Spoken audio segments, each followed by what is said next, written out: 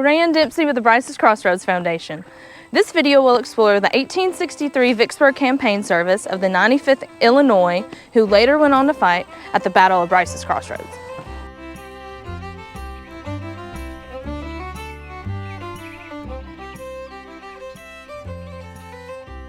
95th Illinois, again, like many of the other regiments that we've been discussing in this series, they were organized in the latter part of 1862, and thus as they make their way south to Memphis, find themselves participating for the first time in an active operation fighting against Vicksburg, the capture of that important river bastion on the Mississippi River. The 95th is going to participate in all of the battles that the 17th Army Corps marches through, crossing the river and participating in the battles of Port Gibson, Raymond, Champion Hill, and arriving here at Vicksburg. The 95th Illinois, as it arrives here at Vicksburg, finds themselves in a precarious location marching down the Jackson Road. Their brigade commander, Thomas E.G. Ransom, is ordered to pull them off the road and start to follow the Glass Bayou watershed. And thus, as that brigade forms in column and marches as close to the Confederate position as possible to prepare themselves, they're now in an unusual location, really separating themselves from the remainder of their entire division and Army Corps, they being the only 17th Army Corps soldiers north of Glass Bayou. On May 19th, being in that advantageous position, Ransom's brigade will be the only soldiers of the 17th Army Corps that participate in the assaults that take place, predominantly those on the Graveyard Road involving the 15th Corps. But Ransom's soldiers are prepared to set up to assault the location by going over the final hill, down into the deep ravine to assault the location where the Confederates are occupying the positions on top. On the left side is a regiment of Wisconsin soldiers. On the right side, the 95th Illinois. And thus, as both of those units are supposed to be moving in tandem, working together, those Wisconsin soldiers actually depart early. And because of that, Colonel Thomas Humphreys of the 95th Illinois feels compelled to follow those Wisconsinites, those Badgers, and they're going to assault the location, for which the 95th, making their way easier through those felled trees of abattis, try to make their way all the way up to the Confederate position 100 yards from the top, where they'll place their flags, taking heavy casualties that day. When they realize that they can go no further, Ransom, trying to get them to push over the top, arrives and tries to get them to finally make that push, but they realize that there's no way through a heavy rifle fire and infiltrating cannon fire from Green's Redan and the Stockade Redan locations and the 3rd Louisiana Redan to the south of them, that they are in a terrible position and unsupported and must pull back. On the morning of May 22nd, 1863, the 95th will find themselves in the similar position, and they will be ordered to assault by column, moving up to the same location. Again, finding themselves in a position that they cannot advance and receiving enfilade fire from their sides from those same locations, south that 3rd Louisiana Redan and north of the location of Glass Bayou. Those Mississippians on top are raining shot and shell, and thus the 95th finds themselves in a precarious location for which they cannot survive and must pull back. The 95th suffered dreadfully during the assaults and following siege of Vicksburg, losing over 170 men. But Vicksburg was in Union hands, and the soldiers of the 95th were immensely proud of the part they played in the major Union triumph.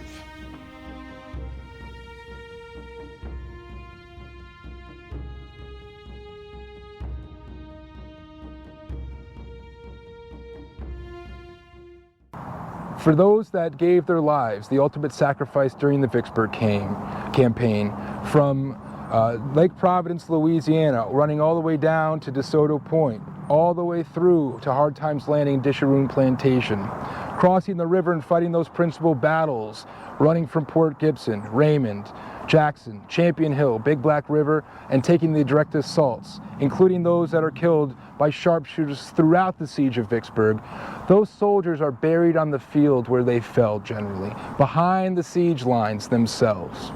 However, after the American Civil War, with the intent of the Mississippi River to change course as it wants to do, the levees of that mighty river began to wash out the old cemeteries of the Union soldiers, bodies being delivered from Mississippi all the way down to Louisiana to New Orleans. It's the idea of the Quartermaster General to create a national cemetery in New Orleans, the Chalmette National Cemetery, and the idea is to first remove those Union soldiers from the Vicksburg campaign there. The Union soldiers that are currently occupying the city of Vicksburg are aghast at the idea that those that gave their lives during the Vicksburg campaign would be removed from this location to be buried in a location that they didn't even participate in. Thus, the Quartermaster Generals petitioned and organized it to create a national cemetery here in Vicksburg, Mississippi. Those that gave their lives on either side of the river in this campaign for the Union Army would then be disinterred from their original locations and reburied with honors in that national cemetery. The National Cemetery was created in 1866 with the first burials being placed there the following year in 1867. Over 17,000 Union dead are buried in that national cemetery. Those that gave their ultimate sacrifice for the capture of Vicksburg, Mississippi and the control of the Mississippi River. Of those 17,000, only 25% of those soldiers are known, the other 75% being unknown.